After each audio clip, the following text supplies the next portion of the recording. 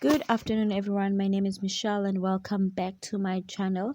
Today, I want to talk about having a vision for your life. Most of the time, we grow up with a vision or a dream of what our lives should look like. We have everything down to even the color of the house or the interior design and the picket fence. However, there's a difference between your own vision and God's vision for your life. In Habakkuk 2, verses 2, I'm going to read from the King James Version.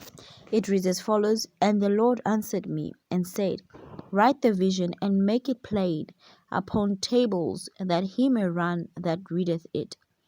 Verses 3, "For the vision is yet for an appointed time, but at the end it shall speak and not lie. Though it tarry, wait for it, because it will surely come. It will not tarry." Now,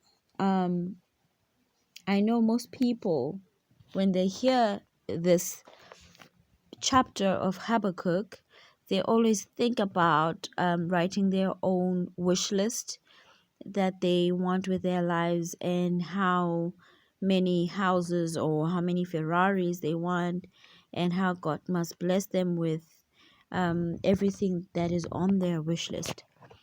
The scripture actually was talking about something totally different. God was telling them about the punishment that was coming upon Israelites, and how the Babylonians will overcome Israelites, but that's not the entire picture, because punishment will eventually come to them as well, because he is a just God. And many times in the Bible, God speaks through visions and dreams to bring warning, to bring change, to bring correction, or give direction. And I don't really remember him being concerned about prosperity in terms of materialistic things, but I do know that he promised the Israelites a land with milk and honey, and even for them to possess that land entailed work and stewardship. Everything God did and everything that God does has to go through a process. Am I saying it is not possible for God to do things swiftly? Absolutely not. It is possible.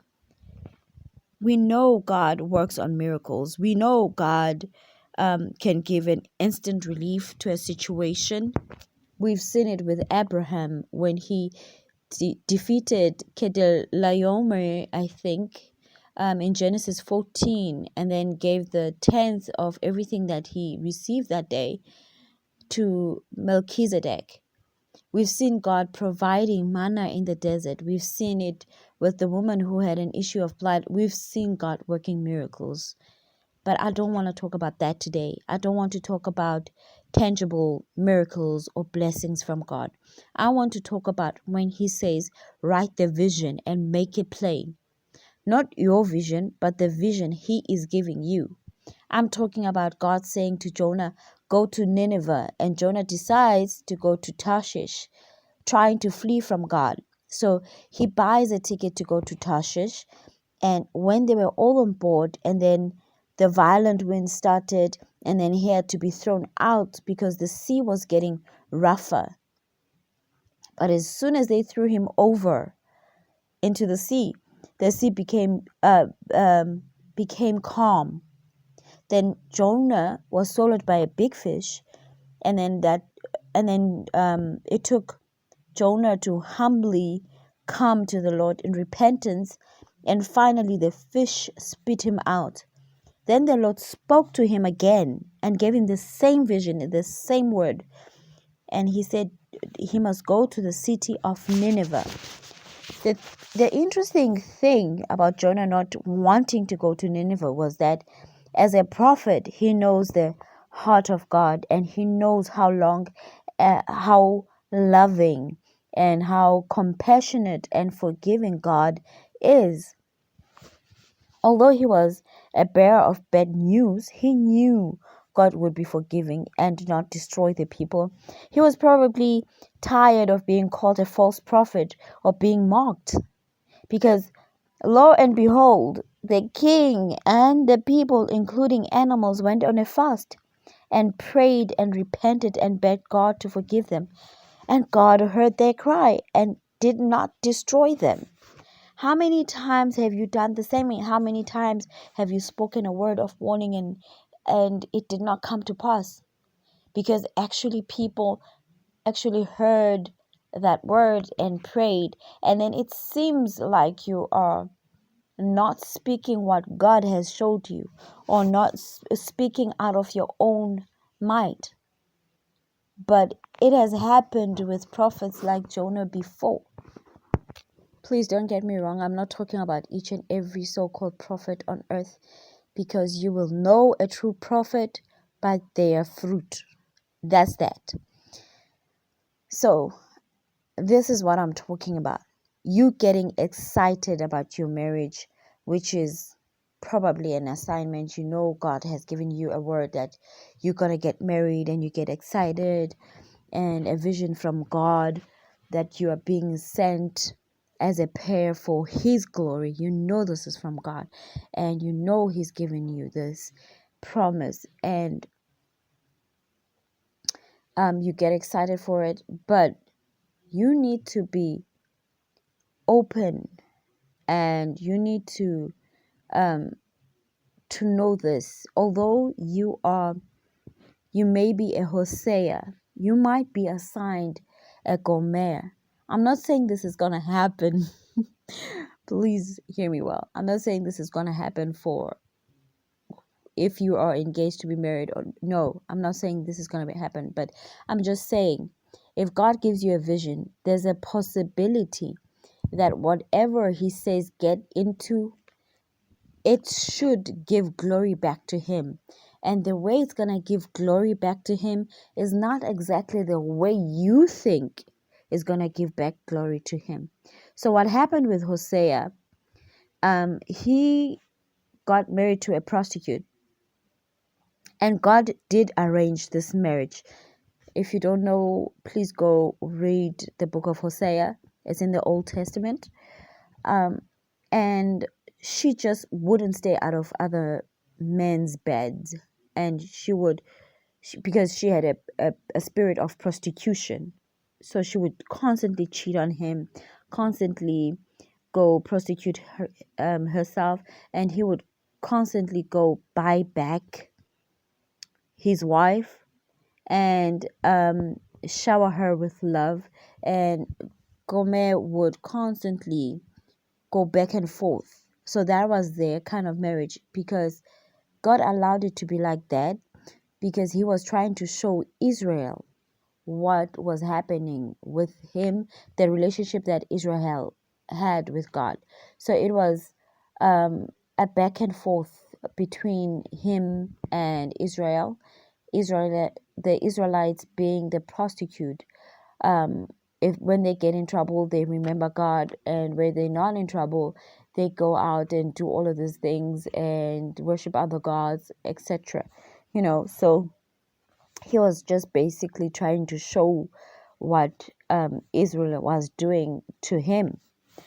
So with that said, are you willing to be obedient when it doesn't really suit you? When you get that vision from God, when you get that word from God to do a certain thing, are you willing to look like a fool in front of everyone for a forgiving, loving God? Are you willing to love earnestly and truthfully, even if you don't receive the love back? Are you willing to be thrown out for your faith? Are you willing to be homeless for your faith? Will you go where you are sent? Are you willing? Write the vision and make it plain. Just because God directed you to go to Johannesburg 5 years ago, it doesn't necessarily mean He cannot reassign you to the next place. When God gives you a vision of what He wants done, normally He will give you a pretty picture, an end product. He will not show you the detours and rerouting and the Jezebels wanting or hunting you down to cut your head while you're out here being Elijah, bringing the fire from heaven. Just like I just want to make this analogy so that it's kind of clear.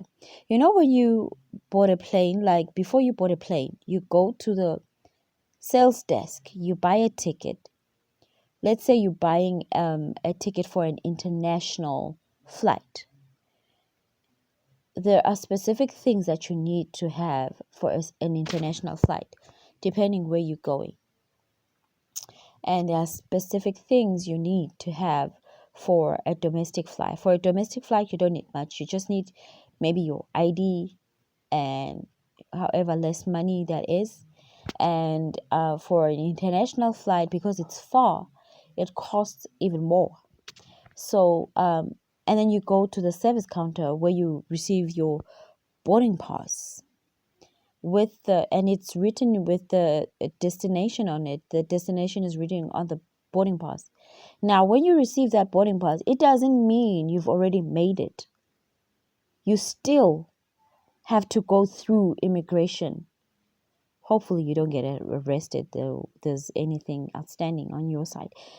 However, and once you are through immigration, this is for international flights now. Once you are through immigration, you go to the boarding gate and wait for that specific time that your flight is boarding. And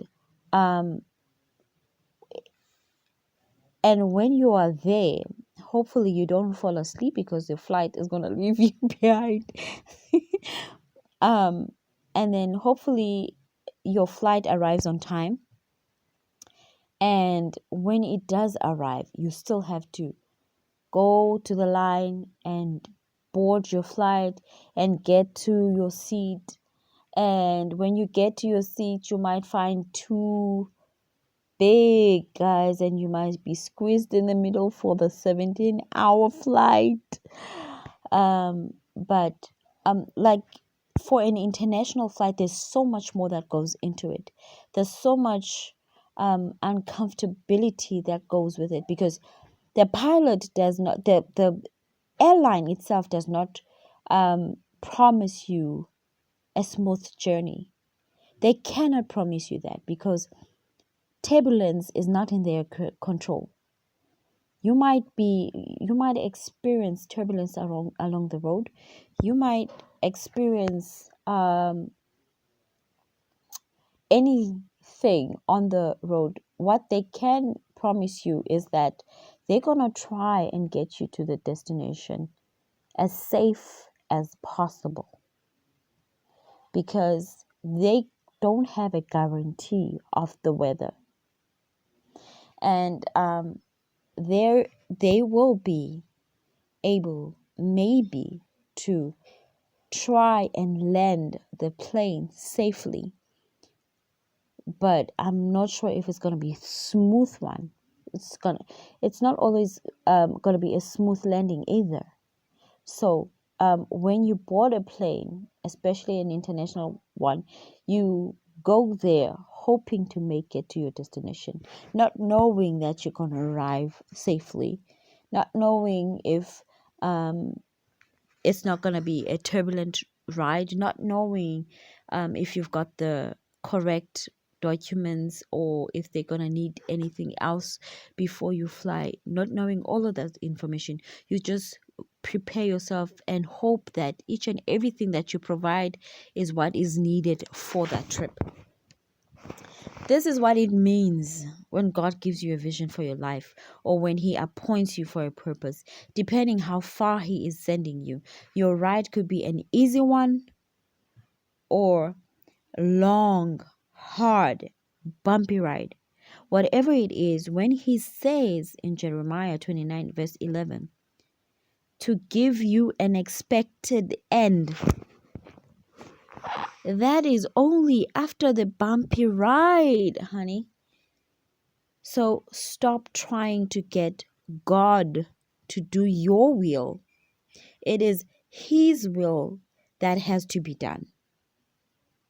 Because then the next thing you find, people quitting the faith because they were fed lies, or they believed that they can take God and drag them into their mess and consider it God's will.